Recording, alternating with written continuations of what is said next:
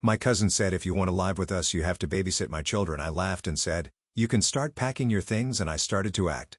My name is Judy. I am 27 years old. For context, my mom owns a small 2-story house. It is not a huge place, but it is cozy and well kept. She lived there for years before she moved in with my stepdad at his house across town. Instead of renting it out to strangers, she told me that I could live there, and she also extended the offer to my cousin Brandon. The only conditions were simple and clear. Keep the place in good condition, split the utilities, and take care of the house like adults. There was never any mention of one of us being in charge of the other. It was supposed to be a fair and balanced arrangement. First, I thought it might actually work out. Brandon is 32 years old, married to Emily, who is 31, and they have 2 kids. Oliver is 5 and full of energy, the kind of child who never seems to stop talking or moving. Mia is 3, quieter, but also going through that stage where she constantly wants attention. They moved into the downstairs rooms, while I took the upstairs bedroom and set up a small home office. I figured we could coexist because the house has enough space to give us all a little privacy. Very quickly, though, it became clear that Brandon had a completely different vision. From the moment he brought his boxes in, he started acting like he was the landlord and I was some random tenant. It was subtle at first. He would make comments about where I parked my car, as if I had taken the wrong spot in the driveway. Then he started giving me little lectures about when I cooked in the kitchen, telling me that using the stove too late was disruptive, even though I was never making noise beyond normal cooking sounds. He acted like I should ask permission for basic things that any adult living in their own home should be able to do. The strangest part was how quickly his attitude shifted from "we are sharing the house" to "I am the man of the house." He actually used that phrase. He seemed to believe that because he was married and had children, he had some kind of seniority over me, even though the house belonged to my mom and not to him. I had to bite my tongue so many times in those early weeks, because I did not want to cause a family war over petty rules about parking or the sound of my coffee maker. But then came the dinner conversation that changed everything. We were sitting around the table, eating takeout that I had ordered and paid for, by the way, because Emily had not cooked and Brandon had not offered to contribute. Brandon looked straight at me and said, in the most patronizing tone I have ever heard in my life, "If you want to keep living here, you need to pull your weight. That means babysitting the kids when Emily and I need a break." I almost choked on my food. I stared at him to make sure I had heard correctly. Babysitting was never mentioned in any agreement, and it was certainly not my responsibility. I was already contributing to utilities, already cleaning, already buying groceries, and already doing the quiet, invisible work of keeping the house running. And now he wanted to add childcare as part of my rent? I could not help myself. I laughed, not a nervous laugh, but a loud, genuine laugh right in his face. I told him very clearly, "You can start packing your things because this is not your house." He looked stunned, as if the words had never occurred to him before. That moment was the spark. That was when I decided I was finished letting them treat me like the live-in maid.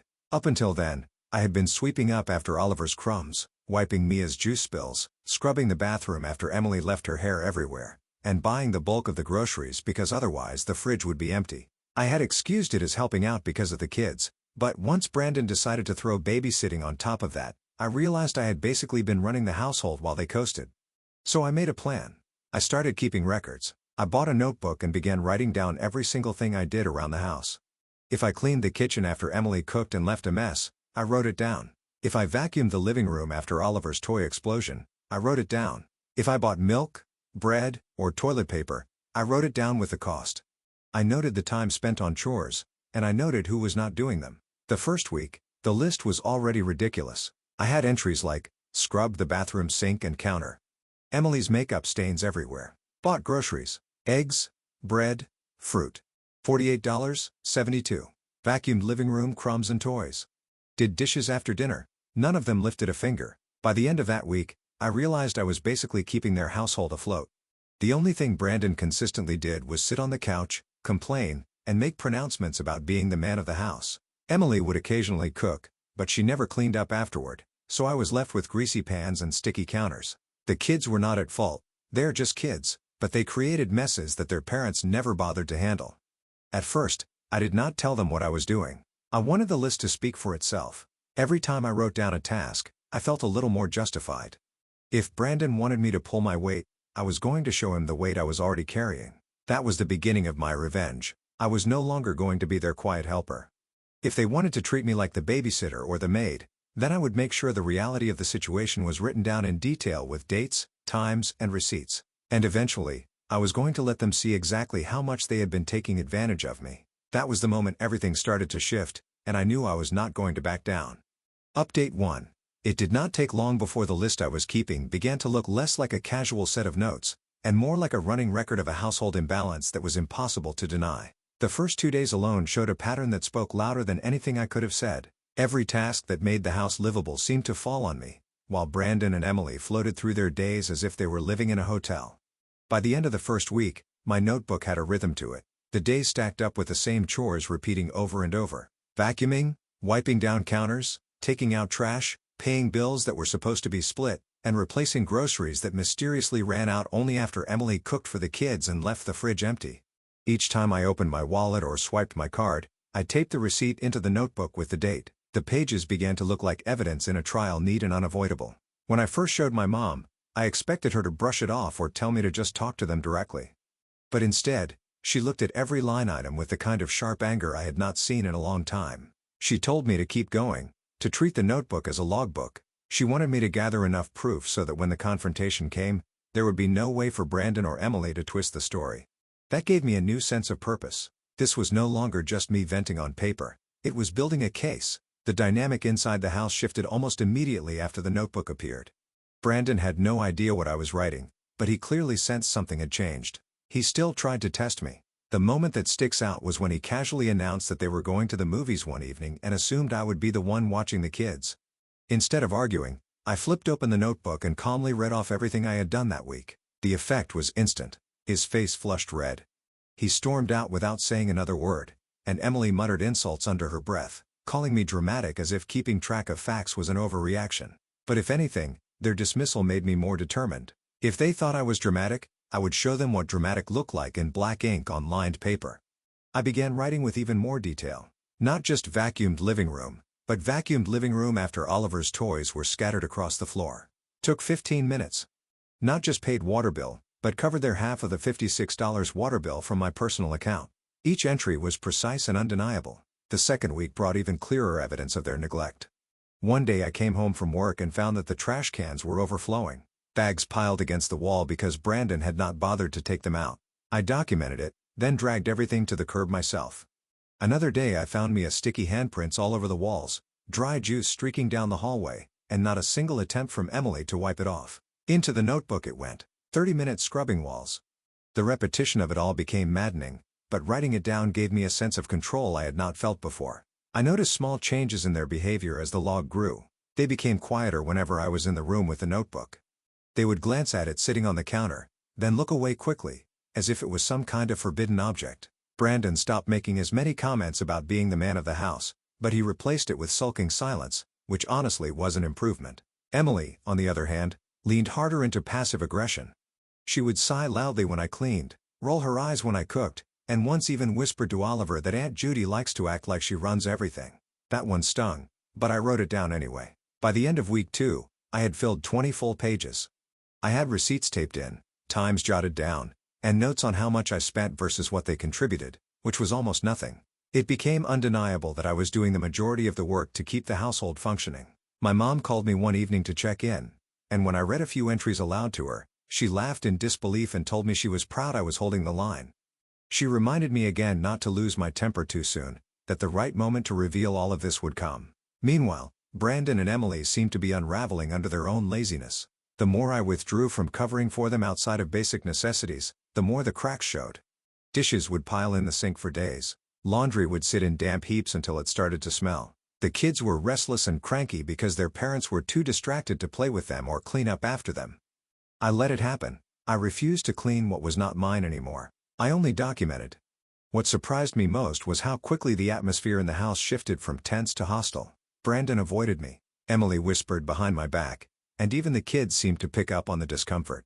But I kept my focus. The notebook grew heavier in my hands, not just with paper, but with the weight of everything I had been carrying for them. Every new entry gave me a little more leverage, and I could feel the moment of reckoning getting closer with each passing day. By the end of that month, I had what I needed, a full and undeniable picture of who actually pulled the weight in that house. Brandon had tried to make me into his built-in babysitter, but instead, I had turned myself into the record keeper of his failures. And I was not done yet. Update 2. By the time the second month rolled around, the notebook had transformed into something far more formal than a simple log. It resembled an accounting ledger, with neat columns and categories that showed exactly who was carrying the household.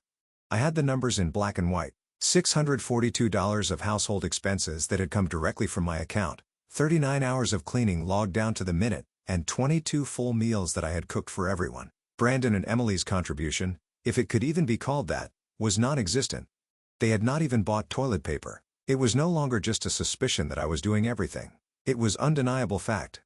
I realized then that simply keeping the notebook was not enough. They were ignoring the quiet record, brushing it off as if my work was invisible, so I decided it was time to make it visible. I created a chore chart and taped it right onto the fridge where no one could avoid it. The chart had 3 columns, one for each of us: myself, Brandon, and Emily. Every time I completed a task, I added a mark under my name. The chart filled quickly, row after row of ticks and notes under Judy, while their columns remained stubbornly blank. The silence that followed each new mark was almost comical. They would glance at the chart when they opened the fridge and then slam the door as if shutting it harder would erase the evidence. Brandon grew increasingly tense, his frustration showing in the way he stomped through the house. Emily resorted to muttered comments about how I was making them look bad. But the chart did not lie. They were making themselves look bad by refusing to contribute to the most basic maintenance of the house. The tension finally boiled over during one of their grand displays of irresponsibility. Brandon and Emily decided to throw a barbecue in the backyard without even mentioning it to me. I came home to find 15 people spread across the lawn, music blasting, smoke filling the air, and kids running wild through the house. It was loud, messy, and completely inconsiderate. By the time the evening ended, the backyard looked like a disaster zone. There were empty beer bottles scattered in the grass, half-eaten burgers left to rot on paper plates, and ketchup smeared across the patio table. The next morning, they casually suggested that I clean up since I was better at it. Their words did not surprise me anymore, but they still managed to fuel the fire inside me. Instead of lifting a finger, I walked through the yard with my phone and took photo after photo. Each angle captured the mess in sharp detail: the tipped-over trash can, the muddy footprints across the porch, the mountain of dirty plates stacked on the table. I sent the entire set of photos to my mom along with a short note that said, "Guess whose friends did this?" My mom wasted no time.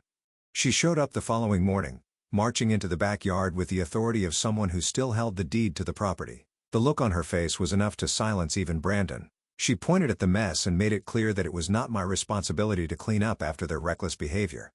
It was her house, and she told them plainly that if they wanted to keep living there, they would scrub every inch of it themselves. The scene that followed was something I will never forget. Brandon and Emily, who had spent weeks acting like royalty, were suddenly on their knees in the dirt, picking up bottles, scrubbing the patio and dragging trash bags to the curb. Their resentment was written across their faces, but they had no choice. My mom's presence meant they could not argue their way out of it, and I stood by quietly, watching them scramble to fix the mess they had created. When the yard was finally back to normal, they turned their anger on me. The house grew colder in the days that followed, not physically but emotionally. Brandon avoided speaking to me at all, choosing instead to slam doors and sulk. Emily hissed through whispers, muttering about how I was a snitch who ran crying to my mom. But the truth was undeniable. They had been caught, and they hated that I had the proof to expose them. The barbecue incident changed the balance of the house. They could no longer pretend I was the problem when their mess had been laid bare for everyone to see. But instead of learning from it, their resentment only deepened. I could feel the hostility every time I walked through the kitchen or sat in the living room. They were not grateful for the warning my mom had given them. They were angry that I had ruined their illusion of control. Too bad for them, because I had no intention of stopping. If anything, their hatred only convinced me further that I needed to keep going. The notebook was still filling up. The chore chart on the fridge remained lopsided, and now I had my mom's full support behind me. Brandon and Emily thought they could shame me into silence, but they underestimated just how far I was willing to go. And the truth was, I was only getting started. Update 3. By the time the 3rd month came around, the situation had shifted from petty irritation to open warfare. Brandon had decided to test how far he could push me by withholding his share of the utilities. His justification was almost laughable. Because I did not have children, he believed his family should not have to pay as much. In his mind, my single existence consumed fewer resources, therefore I should cover more of the bills. The reality, however, was that his kids were the ones who left every light blazing through the night, who turned the television on and wandered away from it for hours, who flushed toys down the toilet and clogged the plumbing, who demanded endless baths and showers that ran water like we lived beside a waterfall. My energy use was minimal in comparison, but he had convinced himself that being a parent meant he had earned some kind of discount. For the first time since moving in, I refused to bend. I stopped covering their share of the utilities and let the consequences fall where they belonged. When the electric bill arrived and went unpaid, the company sent a bright yellow notice warning that service would be cut off if it was not settled immediately. Brandon's panic was almost satisfying to watch. For weeks he had treated me as if I was disposable, a built-in maid, a reluctant babysitter, someone who could be ordered around and ignored. Now the reality of his irresponsibility was staring him in the face in the form of a utility shutoff. He scrambled at the last minute, pulling out his credit card and paying the bill late, absorbing the extra fee. The sight of him cursing under his breath while punching numbers into the phone was strangely gratifying. For once he had to feel the weight of responsibility. But I did not let the moment pass quietly. I had been preparing for this exact opportunity. The notebook that had started as a casual log had grown into something far more powerful. I had transferred every line item into a spreadsheet on my laptop, organized by category: groceries, bills, hours spent on cleaning, meals cooked, and even incidental supplies like trash bags, dish soap and paper towels. The spreadsheet totaled everything down to the cent. When I finished, the number staring back at me was staggering. Over the course of 3 months, I had covered $1,984 worth of their share. It was no longer just about proving a point. It was about showing them the tangible cost of their neglect. I printed the spreadsheet, highlighted the grand total, and taped it to their bedroom door like an invoice. At the bottom, I added a handwritten note in bold black marker: payment due in full or eviction in progress. Love, Judy. The reaction was volcanic. The paper had barely been taped to the door for an hour before the storm hit. Brandon and Emily erupted, pounding through the hallway with accusations of greed and betrayal. They shouted that I was tearing the family apart, that money should not come between us, that I was heartless for charging them when they had children to raise. They tried every angle, from guilt to outrage to self-pity. I did not match their chaos with shouting. I simply reminded them of the one fact they could not twist. The house did not belong to them. The walls they lived in, the roof over their heads, the very rooms where their children slept, it all belonged to my mom, and I was the one she had entrusted to take care of it. I suggested we bring her into the conversation immediately and see what she thought about the balance sheet I had compiled. The moment I mentioned calling her, their fury shifted into nervous silence. The power in the house had officially shifted. They could not pretend anymore that I was freeloading. They could not dismiss the evidence I had collected. They could not escape the truth written out in tidy rows and columns, taped directly to their door for anyone to see. For the first time since moving in, I saw fear in their faces. Fear that their comfortable arrangement was unraveling. Fear that their excuses were not enough. Fear that they might actually lose the free ride they had been milking for months. They hated me more than ever for it, but I was beyond caring. Their resentment was nothing compared to the satisfaction of finally holding them accountable. And with my mom fully aware of everything, I knew I had the upper hand. What I had not told them yet was that I was already discussing the next steps with her. The words eviction in progress had not just been a threat. They were a preview of what was coming if Brandon and Emily refused to change. Update 4. When I finally brought everything to my mom, I half expected her to hesitate. Family conflicts are messy, and she has always been the type to keep the peace rather than fan the flames. But when she sat at my kitchen table and looked over the spreadsheets I had compiled, the bills, the receipts, the chore chart, and the total balance owed, her face hardened in a way I had not seen since I was a kid, and she caught me lying about breaking her favorite vase. She did not just sympathize with me. She made it clear that she had reached her own breaking point. The very next day she came over in person, called Brandon and Emily into the living room, and laid everything out. She told them that she had trusted them to respect the house and to share the space fairly. Instead they had freeloaded off me, disrespected the property, and lied about their contributions. My mom has never been one for long speeches. She is direct and sharp when she is angry, and she did not mince words. She told them to pack their things. They had 2 weeks to be out of her house. The silence that followed was deafening. Brandon's face froze in disbelief. The shock etched into every line of his expression. Emily crumbled almost instantly, breaking down into tears and clinging to her usual role of victim. They pleaded, begged, and threw every guilt-laced phrase they could come up with. They insisted it was unfair to the kids, that I was heartless for not thinking of Oliver and Mia, that I was tearing the family apart for the sake of money. But the truth was plain for everyone to see. This was not about the kids, it was about their unwillingness to act like adults. The 2 weeks that followed were unbearably tense. The house felt like a pressure cooker, with Brandon sulking in silence and Emily alternating between passive-aggressive comments and tearful attempts to sway me into feeling guilty. They tried to make me feel like the villain, as if their eviction was somehow my fault rather than the direct result of their behavior. Every time they hinted that I was cruel or selfish, I reminded myself of the late bills, the endless chores, and the nearly $2,000 I had already spent keeping their family afloat. In the end, their pleas did nothing. My mom did not waver. She visited once more to make sure they were actually packing and not just dragging their feet. Watching them box up their belongings was surreal. For months they had acted like they owned the house, like I was the intruder in their space. Now, with cardboard boxes stacked around them and trash bags spilling out of the bedroom, it was obvious who had really been in control all along. When moving day finally came, they loaded their things into a borrowed truck. Emily cried openly, while Brandon wore the tight-lipped expression of someone who still refused to take responsibility for his choices. They did not even have the money for a security deposit on their own apartment, which meant Emily's parents had to step in and bail them out. That detail alone was the final proof I needed that they had never been ready to manage a household. The moment the last box was gone, the air in the house changed completely. It was quiet for the first time in months. No toys scattered across the floor. No sticky juice spills drying on the counters. No piles of laundry dumped in the hallways. I walked from room to room that night, taking in the stillness, and I felt something I had not felt in a long time: peace. These days I still keep the notebook on the counter, but its pages look very different. Instead of rows of expenses and lists of chores, I jot down small reminders to water the plants or notes about when I last mopped the floor. The house is easy to care for when I am not compensating for two adults who refuse to lift a finger. Friends who hear the story always ask me if I felt guilty when Brandon and Emily moved out, especially with the kids involved. The honest answer is no. Oliver and me are innocent, but they are not my responsibility. My responsibility is to myself and to the home my mom entrusted me with.